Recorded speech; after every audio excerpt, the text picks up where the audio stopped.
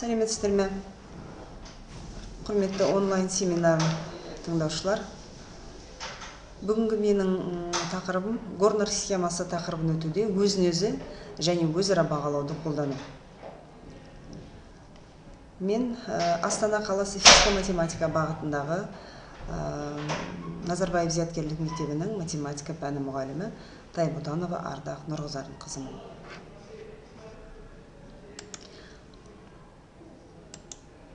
Алғаш сөзімді оқушылар өз білімдерін бағалай білулері керек деген Блэк пен Уильямның сөзінен бастағанды жөн көріп отырмын.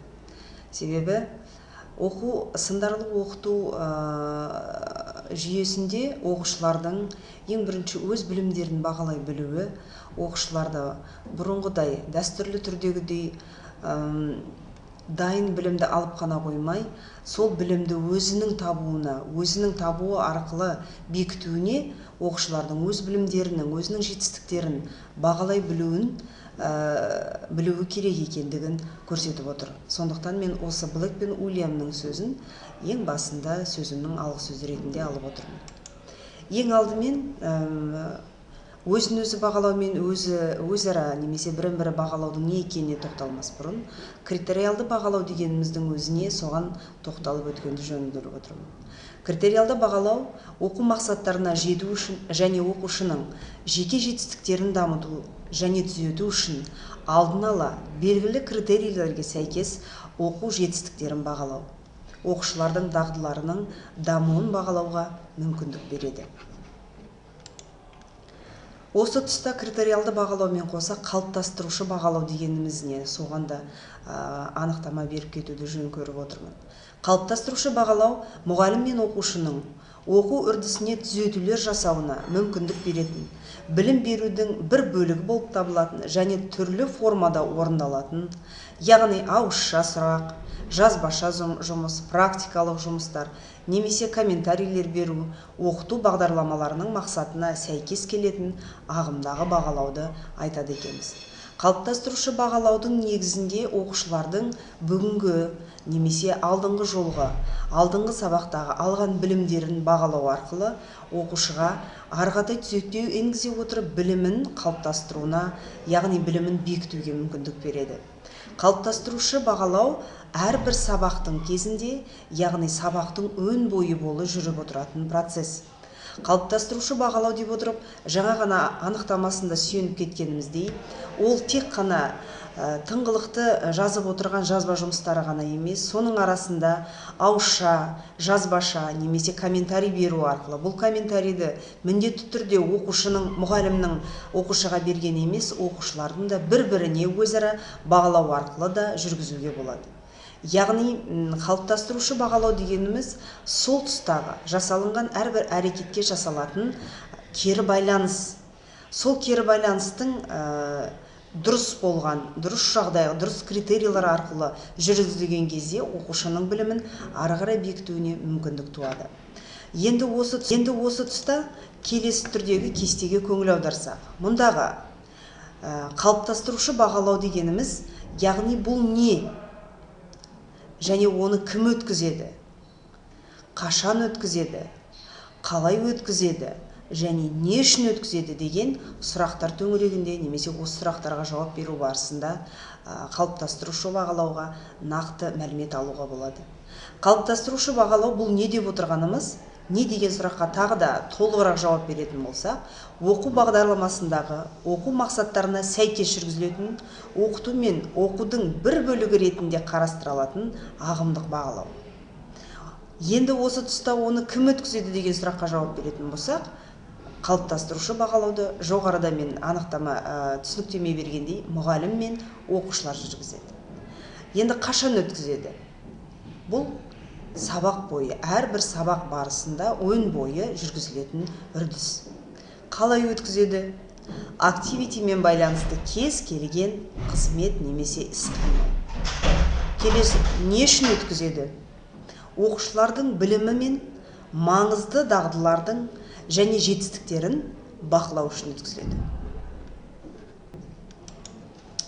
Осы тұста қалыптастырушы бағалауды жүргізу барысында негізгі 5 факторды атап өтуге болады. Бұл деп отырғанымыз бірінші тиімді кері байланыс. Тиімді кері байланыс дегеніміз, яғни айтылған кері байланыс сол жасалған жұмысқа қатысты болу керек. Яғни осы тұста айтып кететін болсақ, тиімді кері байланыс дегеніміз, мысалы математика пәнінде есеп шығару барысында оқушыға тек қана минус таңбасын қойып өтетін болсақ, ол ешқандай да кері байланысқа саналмайды. Неге десеңіз, тек қана минус түріндегі тұрған таңбадан оқушы ешқандай да кері байланыс ала алмайды. Қай жерінің дұрыс емес, не себепті дұрыс емес екен, кері байланыс ретінде, тиімді кері байланыс ретінде нақты атақтап жазып өткен дұрыс. Мысалы, егер оқушыда тапсырманы шығару барысында қысқаша көбейту формуласын айталық дұрыс қолданбаған болса, онда сіз соны таңбаны қысқаша көбейту формуласын қолдану барысында таңбаны ашуда жіберген қатеңізді түзетіңіз, немесе формуланы дұрыс пайдаланбадыңыз деген сияқты кері байланыс берсеңіз, онда оқушы нақты қай жерден кетіп жатқанын өзі де біліп түзетуге мүмкіншілік туады. Яғни тиімді кері байланыс деп отырғанымыз осы. Немесе тиімді кері байланыс сөз түрінде де, комментарий түрінде де берілуі мүмкін. Екінші, оқушының өзінің білім алу үрдісіне белсенді араластыру, яғни өзін өзі бағалай білуге икемдеу.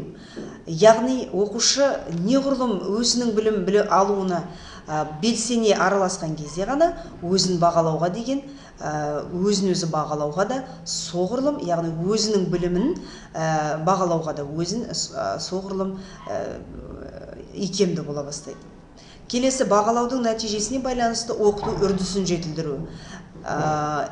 Баланың бағалаудың нәтижесінде, яғни қандай тұстарынан кетіп жатқан олқылықтары бар, немесе қандай түстерін түсінбеген тұстарына байланысты оқушы өзінің оқу үрдісін арғатай жетілдіруіне де мүмкіншілік туындайды. Төртінші айтып өтетініміз, оқушының өзін өзі сыйлауы мен мотивациясының бағалаумен тығыз байланыстылығын ұғыну, оның білім алуға әсері зор екенін білу. Яғни оқушының өзін өзі сыйлауы жоғары болған сайын, мотивациясын жоғарылаған сайын бағалауы да, яғни өзін өзі дұрыс бағалап, мен мына жерді біліппін, мына жерді білмей қалдым, яғни деп өзіне өзі кері байланысты дұрыс берген жағдайда оқушының білім алуға деген ынтасы да жоғарылай түседі екен. Келесі, бесінші факторға тоқтап өтетін болсақ, оқушының білім деңгейін өзінің бағалай алуы. Бұл дегеніміз Блум таксономиясы бойынша ең жоғарғы бағалау дегеніміз ең жоғарғы сатыдағы көрсеткіш. Яғни бағалау оқушы өз білімін бағалай алу деңгейіне жеткен кезде, яғни ол оқушының ары қарай алға жүруге, қадам басуға, білімін одан ары тереңдете білуге деген қалыптастырушы дағдысы қалыптасатындығының негізгі көзі болып табылады. Енді осы тұста біздің қолданылатын жетістік критерийларына тоқтап өткеніміз жөн. Яғни оқушының кері байланысы болсын, немесе қандай да бір жұмысқа жасалатын жоғарыдағы дескриптор арқылы берілетін, критерийлар арқылы берілетін кері байланыстарымыз болсын, оның барлығы осы жетістік критерийларына сүйенеді. Ол жетістік критерийлары деп отырғанымыз не? Жетістік критерийлары дегеніміз мұғалім мен оқушының оқу мақсатына жеткендігін анықтайтын тұжырым. Тиімді жетістік критерийлары. Тиімді жетістік критерийі деп, оны да мынандай түрдегі бөліп қарастыруға болады. Тиімді жетістік критерий дегеніміз не? Яғни жетістік критерийі оқыту мақсатымен тығыз байланысты болу керек. Яғни біздің жетістік критериіміз бір жағында, немесе оқыту мақсаты басқа жағында емес, оқыту мақсатымен тығыз байланысты да болу керек. Екінші, оқушылармен тапсырманы орындамас бұрын талқыланып алу керек және келісілу керек. Яғни жетістік критериялы талқыланбаған немесе оқушыларменен келісілмеген жетістік критерийін оқушы егер тапсырманы қандай да бір немесе алға қойылған жұмысты орындамас бұрын егер ешқандай жетістік критериймен танысылмаған болса, онда ол оның сол жетістік критерийні немесе оқу мақсатына жетуін қиындатады. Тапсырманы орындау барысында оқушылардың зейінін жинақтауға бағытталған болу керек. Кері байланыс және өзіндік бағалауға негіз ретінде қолданылады. Жетістікке жететіндей жасалу керек. Яғни біздің жетістік критерийларымыз оқушының қолжетімді болуын есте сақтағаны жөн. Себебі, егер біз қолжетілмейтін жетістік критерийін құратын болсақ, онда біздің бүгінгі оқу мақсатына жетуде қиындау кетеді. Жетістік критерийларын құру үшін мұғалім мен оқушы бірге жұмыс жасағаны тиімді. Неге десеңіздер, жетістік критерийларын егер оқушы бүгінгі оқу мақсаттарына сәйкес жетістік критерийларын өзі құрып, өзі не істеу керек қадамдарын анық, айқын, түсінікті болатын болса, онда біз оқушының да оқу мақсатына жетуі неғұрлым жеңілдейді. Енді осы тұста қандай ол мұғалім оқушы жетістік критерийларын құруда біз не істеуіміз керек? Ең алдымен оқушыларға бүгінгі оқу мақсатын сабақтың басында түсіндіру. Екінші, тапсырманы бағалауға бір-екі критерийларды оқушылардың өздеріне жазғызу. Немесе осы бүгінгі сабақта қолданылатын оқу мақсатына жететін жетістік критерийді жоғарғы сыныптар оқушыларының өздеріне толығымен жазғызуына болады. Оқушылардың критерийларын тақтаға жазу. Яғни оқушылармен бірге кеңесе отырып, олардың айтқан жетістік критерийларын тақтаға жазып қойған жөн. Келесі, жазылған критерийларды оқушылардың барлығының түсінгендігіне көз жеткізу. Яғни әр оқушының әртүрлі жетістік критерийлары түсуі мүмкін, әртүрлі ұсыныстар айтуы мүмкін. Соның ішінде барлығына ортақ болатындай, яғни барлығы түсінетіндей, және осы ойды ашатындай ішіндегі ең тиімді жетістік критерийін жазуымызға болады. Келесі, сол критерийларды маңыздылығына қарай орналастыру. Яғни оқу мақсатына жету үшін несі маңызды, соны маңыздылығына қарай орналастырғанда тиімді тәсілдің бірі болып келеді. Келесі, талқылай отырып критерийлардың негізгілерін іріктеу. Мысалы, сіз оқушылармен алғаш жетістік критерийларын құратын болсаңыз, онда соның ішіндегі барлық оқушылардың ұсынған критерийларын жазып қойып, кейін соның ішінен негізгі дегендерін ғана іріктеп алуға болады. Егер баға немесе бал қоюды ойластырсаңыз, алдын ала ол қандай болатын оқушылармен өзара талқылау. Жетістік критерийларын құру барысында, яғни сіз немесе ол баға және бал туралы не үшін бұл жерде айтылып тұр? Себебі сіз қандай да бір тест алатын болсаңыз, соған қатысты жетістік критерийларын, яғни қандай балмен есептелген кезде, қай балдан артық жағдайда, немесе сіздің оқушыға жаңағы берілген есептердің неше пайызын шығарған кезде сіз оқушыларға жетті деген жетістік критерийін, немесе жетістік критерийінің барысында не себепті, бұны біз жеткен жоқ, немесе талпынадық алып келу үшін, осындай алдын ала оның барлығын балалармен, оқушылармен талқылап бірге құрып алған жөн болады. Қалыптастырушы бағалауды есепке ала отырып, ең бастысы біз сабақты жоспарлаймыз. Сабақты жоспарлау деп отырғанымыз, осы сабақ жоспарлау барысында әрбір оқу жоспары, әрбір сабақ жоспары оқу жоспарына ең бастысы, және осы оқу жоспарында көрсеткен әрбір оқу мақсатына оқытуға байланысты құрастырылады. Сонымен қоса бағалауға арналған нұсқаулық немесе жетістік критерийларын нұсқаулықты қолға ала отырып, әр оқу мақсатын бағалауға тырысамыз.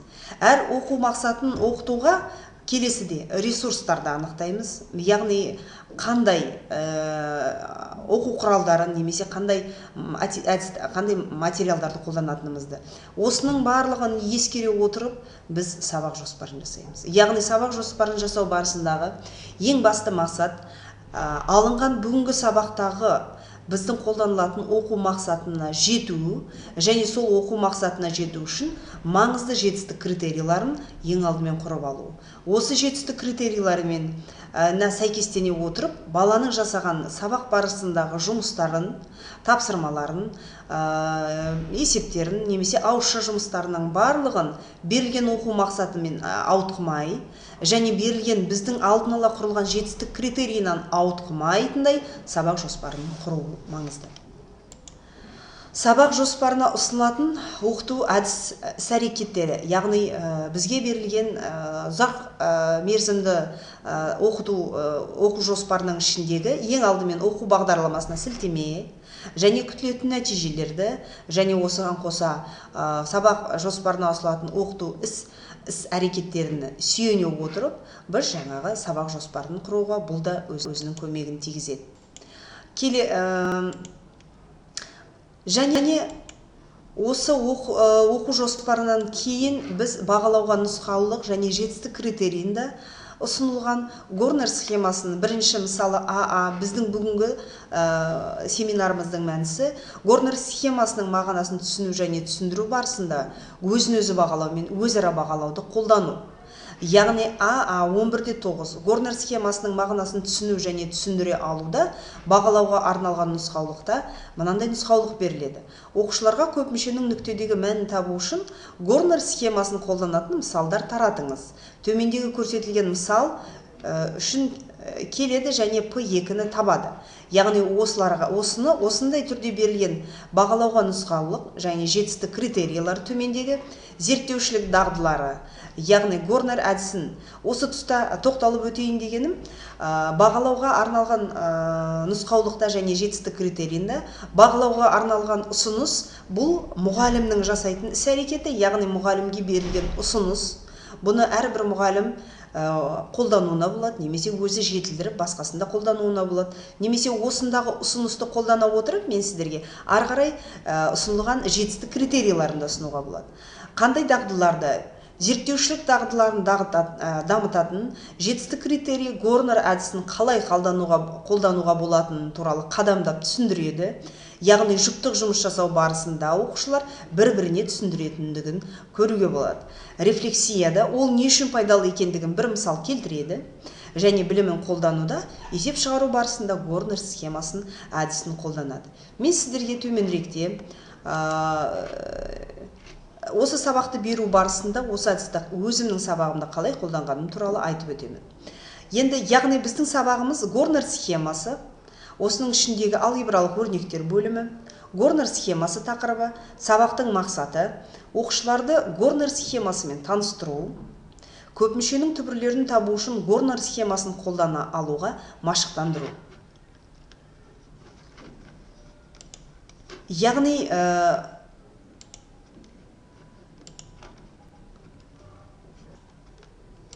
келесі осы сабақты беру барысында қандай оқу мақсаты? Бүгінгі біздің өтілетін сабағымызда екі оқу мақсаты қамтылады. Яғни ол біріншісі Горнер схемасының мағынасын түсінеді және түсіндіре алады. Екінші оқу мақсаты көп мүшенің түбірлерін табу үшін Горнер схемасын қолданады. Енді осы оқу мақсаттарына жету үшін күтілетін нәтиже, қандай күтілетін нәтиже? Бұны да оқушылармен алдын ала талқылап, оқушылардың өздеріне түсіндіріп, өздеріне айтқызған жөн болады. Оқушылар Горнер схемасының мағынасын түсінеді және түсіндіре алады. Көп мүшенің түбірлерін табу үшін Горнер схемасын қолдана алады. Осы жағдайда қалыптастырушы бағалауды, осы тапсырмаларды орындау барысында қалыптастырушы бағалауды бірнеше өзіндік техникалармен қолдануға болады. Яғни қолмен белгі беру арқылы қалыптастырушы бағалауды немесе жаңағы тапсырманы орындап болған соң оқушыдан кері байланыс алу нәтижесінде немесе рефлексия жасау барысында сабақтың қолмен белгі беру арқылы. Қолмен белгі беру 20 секунд сұрақтар қою, неге, не себепті, қалай деген сияқты сұрақтар арқылы осындай техникаларды да қолдануға болады. Яғни кішкене тоқтап өтетін болсам, қолмен белгі беру деп отырғанымыз, бұл егер оқушы мен бүгінгі тақырыпта немесе мына есептерді шығару барысында айталық қандай да бір тапсырманы орындаған кезде есепті толық түсіндім, тапсырманы немесе толық түсіндім, немесе материалды толық түсіндім, және мен оны басқаға да толық түсіндіріп бере аламын десе, онда бас бармағын жоғары көтереді. Егер мен тапсырманы толық түсіне алмадым, яғни өзім шығара алғанмен біреуге түсіндіріп беруге әлі қиындық туындатады маған десе, бас бармағын жанына көтереді. Және үшінші жағдайда егер мен тақырыпты мүлде түсінбедім, қиналып отырмын десе, онда жай ғана қолын көтереді. Яғни осылай қолмен белгі беру арқылы сіз оқушылардың қай оқушының түсініп, қай оқушының түсінбегенін осындай кері байланыс арқылы білуіңізге болады. Екінші, 20 секунд деген техникаға тоқталып өтетін болсақ, сіз оқушыларға 20 секунд уақыт бересіз де, осы өтіп жатқан тақырып барысында не түсіндік, қандай тіреуші сөздер естерінде қалды және соған қандай анықтама беруге болады дегендей 20 секунд ішінде сол сөздерді жазып шығып, сосын кейін соны ауызша сұрап алуға да болады. Ауызша сұрау арқылы, яғни оқушының жауап беруіне байланысты сіз де қай оқушының түсініп, қай оқушының түсінбей отырған туралы мәлімет алуыңызға болады. Келесі сұрақтар қою неге, не себепті өте жиі қолданатын техниканың бірі. Бұнда неге, не себепті, қалай деген сұрақтарға жауап беру арқылы да оқушының жауабына байланысты сіз оның қаншалықты материалды түсініп, түсінбей жатқанын, немесе осы сұрақтарды бір-біріне қойғызу арқылы, бір-біріне өзара қарым-қатынас, бірін-бірі сөйлесу арқылы да оқушының білімі туралы мәлімет алуыңызға болады. Енді бүгінгі менің негізгі тоқталып отырғаным оқушының өзін-өзі бағалау мен өзара бағалау. Яғни өзін-өзі және өзара бағалауды қолдана отырып, оқушының білім жетістігін қалай дамытуымызға болады. Енді анықтамаға тоқтап өтетін болсам, өзін-өзі бағалау дегеніміз не? Өзін-өзі бағалау дегеніміз оқушы өзінің мықты және осал тұстары, мүмкіншіліктері мен проблемалары туралы ақпаратты жинау және талдау жасау процесі, немесе үрдісі дейміз. Яғни өзін-өзі бағалай алу дегеніміз жоғарыда мен айтып өткен Блум таксономиясы бойынша ең жоғарғы деңгейдегі үрдіс, яғни ең жоғарғы сатыда тұр. Өзін-өзі бағалау білу деген сөз оқушы өзінің ісіне өзі рефлексия бере алады, яғни өз ісін өзі бағалай алады, өзіне өзі шешім қабылдай алады, яғни деген сөз. Осы тұста ол оқушы егер өзіне өзі рефлексия жасай алатын болса, өзіне өзі өз ісін бағалай алатын болса, онда ол өзінің қай жерінен кем кетіп жатқанын, қай жағдайларда өзінің ұтымды тұстары бар екеніне де өзіне өзі біле алатын болады. Ал енді ол өзінің қай түстегі кемшілігін, немесе осал тұсын, немесе мықты жағын білетін бала, яғни оның алға жүруге де ол бірден бір себепші. Ең алдымен өзінің қай жерінде кем кетігіңді білмейінше, оның алға жылжуы қиынға түседі. Сондықтан өзін-өзі бағалау бұл дегеніміз, бұл оқушының бойындағы үлкен сатыдағы үрдіс, үлкен сатыдағы немесе дағды ретінде қарастыруымызға болады. Енді өзін-өзі бағалау үшін оқушының бойында келесі қандай элементтерді нақты білгені дұрыс. Ол оқушы оқу мақсатын, бірге құрылған немесе дайын критерийларды, қазіргі кезеңдегі білім деңгейінің сипаттамасын, яғни білім деңгейінің сипаттамасы деп отырғанымыз оқушының өзінің білімі туралы, өзінің мәліметті білуі, өзі туралы, білімінің қай деңгейде тұрғандығы туралы өзінің білуі, және қойылған мақсатпен өзінің қазіргі білім деңгейінің арасындағы алшақтықты қалай қысқартуға болатынын түсінуі. Егер оқушы осы элементтердің барлығына жақсы білген болса, онда ол өзін-өзі бағалауға дайын деген сөз. Өзін-өзі тиімді бағалау үшін енді осы тұста не қажет? Оқушының өз жұмысының іс-әрекетінің қалай бағаланатынын түсінуі, сын тұрғысынан ойлау дағдысын дамытуы, объективті шынайы қарау дағдысының дамытуы, оқушының оқу мақсатына зейінін жинақтауы керек. Өзін-өзі бағалау мен өзара бағалау қатар жүргізуге болатын үрдіс. Сыныптастарының өзін-өзі бағалағаннан гөрі қасындағы сыныптасының немесе жолдасының бағалауы көбірек әсер етуі мүмкін. Әрине бұл 14-15 жас ерекшеліктеріне байланысты, жаста 14-15 жас 17 жас арасындағы оқушылардың бойында, яғни біразға дейін бәсекелестік пайда болады да, осы тұста оқушының жаңағы өзгенің бағалағаннан гөрі өзін-өзі бағалап өз кемшілігін тапқан ұтымды болып көрінеді. Сондықтан ол әрине қасындағы сыныптасының бағалау барысында оның кемшілік таппауын қалайды. Бірақ дегенмен де сыныптасының айтқан әділ сыны оның алға жылжуына да үлкен септігін тигізеді екен. Енді өзара бағалау бұл бұған анықтама беретін болсақ, былай деп анықтама беруге болады. Оқушының өтілген материалды бекітуіне мүмкіндік береді. Өзара бағалаудың ерекшелігі оқушылар сыныптастарының жақсы және осал тұстарын көре отырып, өздерінің жұмыстарын талдай алады. Ал ол кезегінде алға жылжуға септігін тигізеді. Көбінесе өзінікін емес, өзгенің қателігін тез табуға ұмтылады. Бұл дегеніміз, яғни өзінің байқамай білмей қалған қателігін көршісінің тауып қоюы мүмкін. Біріншіден, екіншіден, жаңа көршісінің, сыныптасының немесе жұптасының көрсете білген орынды сындарын ескере отырып, оқушының өзінің бойында да, яғни өзінің жұмысында да сондай қателік жіберді ме, жоқ па? Егер жіберген болса, соны тез арада дер кезінде түзетуіне мүмкіншілік туындайды. Яғни өзара бағалаудың екі жақты пайдасы бар. Біріншіден, сіздің оқушының бір-біріне жасау арқылы қасындағы сыныптасының немесе жұптасының жұмысына әділ баға беретін болса, екіншіден, сондай қателер өзі де жіберіп қойған болса, өзінде байқамауы мүмкін, көршісінде байқауы мүмкін. Яғни өзінде де жіберген сондай жұмыстарына екінші жолы келесі де сондай олқылықтарды жібермей дер кезінде түзету үшін пайдалы болып келеді екен. Енді өзара бағалаудың осы тұста қандай маңызды жақтары бар, соған тоқталып өтетін болсақ. Өзара бағалау интерактивті сипаттамаға ие. Бірін-бірі бағалау кезінде бағалаған оқушы да өзіне пайдалы жақтарын көреді, себебі ол сыныптасының жұмысын бағалау арқылы өзінің жіберген қателерін тауып түзетуіне болады. Өзара бағалау оқушылардың әлеуметтік және коммуникабельдік қабілеттерінің дамуына ықпал етеді, яғни дұрыс қарым-қатынас жасауға итермелейді.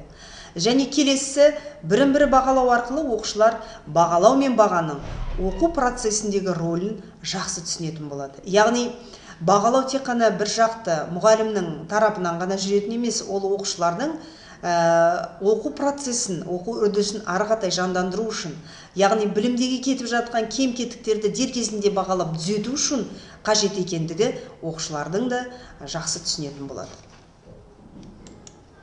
Енді біз осы тұста сабағымызға қатысты Горнер схемасына байланысты, мысалы Горнер схемасы дегеніміз не? Өздеріңіз көріп отырғандай экрандағы көп мүшесінің x айнымал орнына с мәнін қойғанда шығатын ps санын көп мүшесінің, яғни x тең s нүктесіндегі мәні деп аталады деп анықтаманы беріп, ары қарай осыған бірнеше мысалдарды көрсетіп, түбірі дегеніміз не, безу теоремасы және сол сияқты безу теоремасының дәлелдемесін бергеннен кейін оқушылардың осы тапсырманы қаншалықты дұрыс емес түсінгендігін анықтау үшін, яғни оқушылармен жұптық жұмыс ұйымдастыруға болады. Мен осы тұста өздеріңіз көріп отырғандай мысалы мынандай мысалдарды көрсетіп, оқушылардың өздеріне шығартып, бергеннен кейін басқа бір жаңа есепті бере отырып, оқушылардың жұппен жұмыс жасап, бір-біріне түсіндіруін талап еттім. Осы тұста мысалы, оны бермес бұрын жаңа жоғарыда айтып өткендей, ең алдымен оқушыларға өздеріне осы тапсырмаға қатысты жетістік критерийін ұсынған жөн. Қолдарына алынған жетістік критерийді қолдана отырып, оқушылар келесі есептерді шығарады. Осы тұста біз сіздермен оқушылардың жүргізген бірінші видеосына көңіл аударайық. Рания, осы есепті Горнер әдісімен шығарып көрейік. Алдымен f(x) көп мүшесін g(x) сызықтық көп мүшесіне бөлейік. Иә, дұрыс айтасың. Бұл есепті шығару үшін Горнер әдісін қолданып көрейік. Ең біріншіден біз осы көп мүшенің коэффициенттерін Горнер схемасына орналастырайық. Ең біріншіден дәрежесі ең үлкен коэффициентін жазайық. Бұл бізде x-тің 4 дәрежесінің коэффициенті 1 болады. 1, -8, сәйкесінше 1, 4 және -9. Есептің берілгенінде айтылғандай, g(x) бізге x-3-ке тең болғандықтан, біз x-ті 3-ке тең болсын деп алайық. Әрі қарай Горнер әдісін қолдана отырып, схеманы толтырып көрейік. Сонда Жания, осы үш қалай шықты? Біріншіден, көп мүшенің басты коэффициенті төменгі жолға түсіп 1 болады. Және 3 пен 1-ді көбейту барысында 3 пайда болады. Ал сонда 5 қайдан пайда болады? Минус 8-ге 3-ті қоссақ, минус 5 болады. Түсіндім. Енді әрі қарай шығару үшін 3 пен минус 5-ті көбейтейік. Сонда бізде минус 15 шығады. Және қосындысына минус 14. Енді минус 14 пен минус 3-ті көбейтіп көрейік. Сонда бізде 42 шығады. Минус 42. Минус 42-ге 4-ті қосқан кезде 38 болады. Минус 38. Дамбасын ұмытып кете беремін. 3 пен минус 38-ді көбейткен кезде бізде 90, 114. Минус 114. Минус 9-ға 114-ті қосқан кезде минус 123 шығады. Сонда есептің берілгені бізден бөлу кезіндегі пайда болған қалдықты сұрайды. Сонда қалдық бізге минус 123-ге тең болады. Біз оны R(x) арқылы жазып көрсетеміз. Тең минус 123. Ал Q(x) неге тең болады? Ал Q(x) бұл қалған. Яғни бұл жерде 1, ол коэффициенті 1 болғандықтан біз жай x-ті жазамыз. X-тің кубы, жерде 4 дәрежесі болғандықтан бұл жерге 3 дәрежесі түседі. Минус 5x квадрат, минус 14 коэффициент, минус 14x және де минус 38. Ал егер қалдық 0-ге тең болатын болса? Қалдық 0-ге тең болатын болса, бізде осы көп мүше, сызықтық көп мүшеге қалдықсыз бөлінеді деген сөз. Жарайсың, Ақмара. Енді f(x) көп мүшесін көбейтінді ретінде жазып көрейік. Оның формуласы қандай болады? Мен формуласына жазып кетейін. f(x) бізге нені береді? Бізге бұл g(x) пен q(x) пен көбейтіндісіне r(x)ті қосқандағы шығады. Есептің жауабын осы түрде жазып көрейік. Сонда бізде g(x)ті жазамыз x минус 3 деп. Және q(x) бізде шықты осы.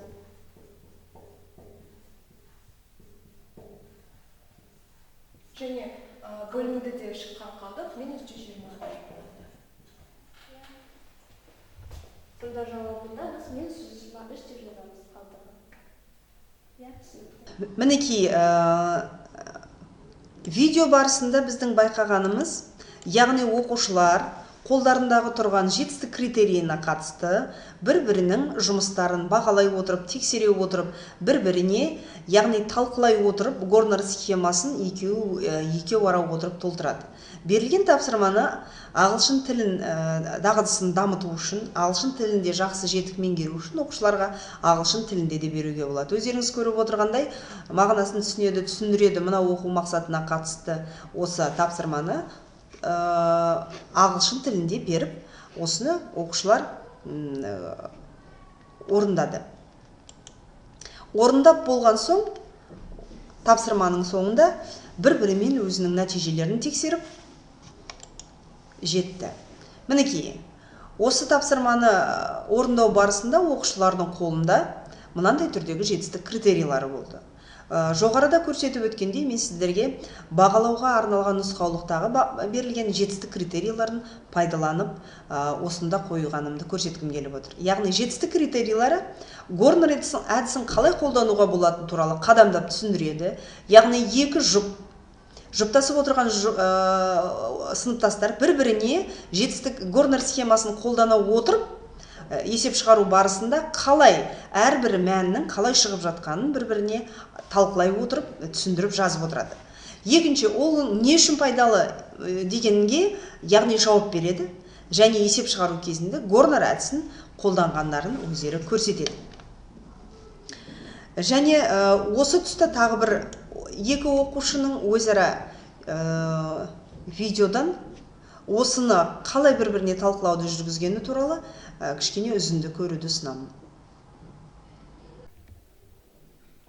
Ақмара, жетістік критерийлерін пайдаланып өзімізді бағалайық. Жарайды. Жетістік критерийлері Горнер әдісін қалай қолдануға болатыны туралы қадамдап түсіндіреді. Менің ойымша, мен саған түсіндірдім ғой, сол кезде мен жақсы түсіндірдім деп ойлаймын. Иә, мен де саған түсіндіргенде саған барлығы түсінікті болды ма? Иә, маған түсінікті болды. Олайша жеттік деп жазайық өзімізге. Екінші, ол не үшін пайдалы екендігіне бір мысал келтіреді. Мысалы, кез келген көп мүшені екінші көп мүшеге бөлгенде қалдығын табу үшін Горный әдісін қолдансақ болады. Иә, мен де сөйтіп ойлаймын. Және де тек қана қалдығын емес, түбірлерін де сол арқылы табуға болады деп ойлаймын. Дұрыс айтасың. Жеттік деп қояйық. Және де есеп шығару кезіндегі Горнер әдісін қолданады.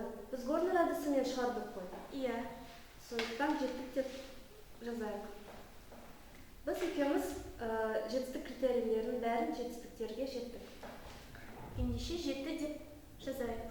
Иә, құттықтаймын.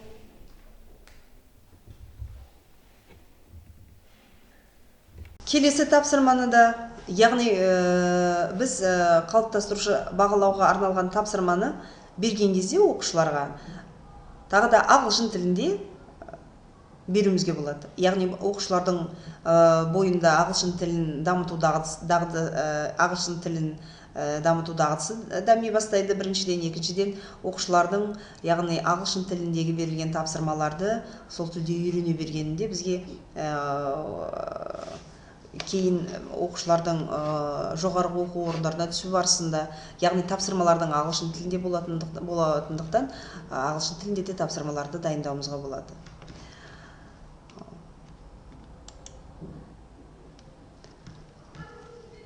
Осы қалыптастырушы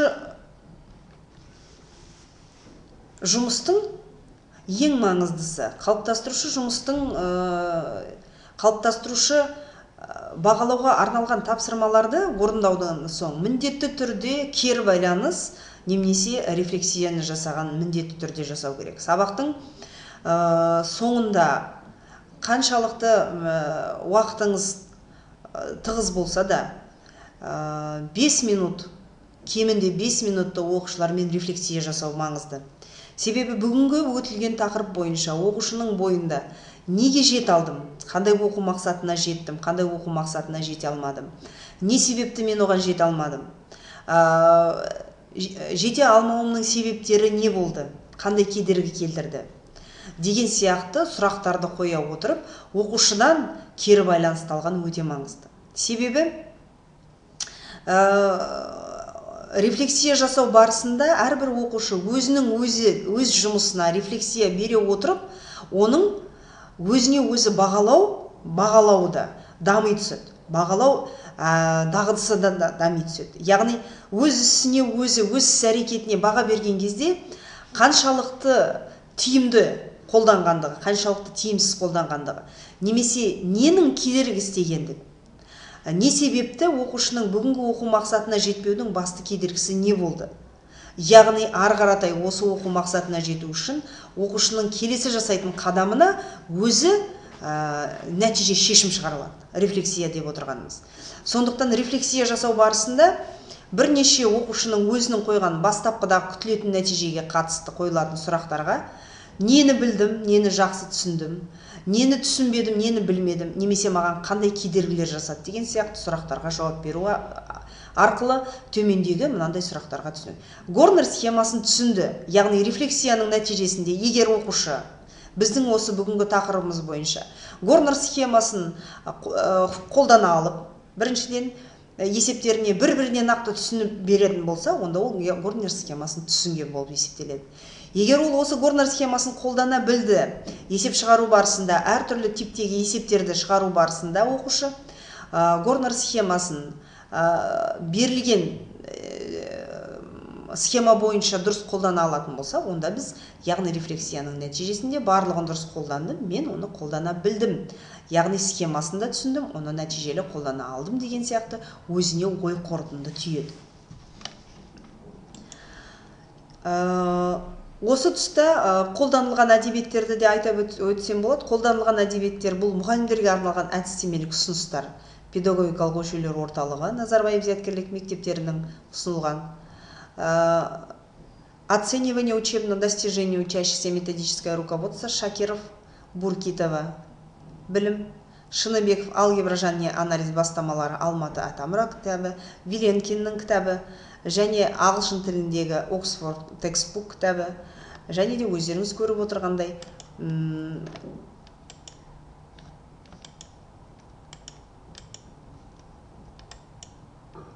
оқулықтар қолданылды.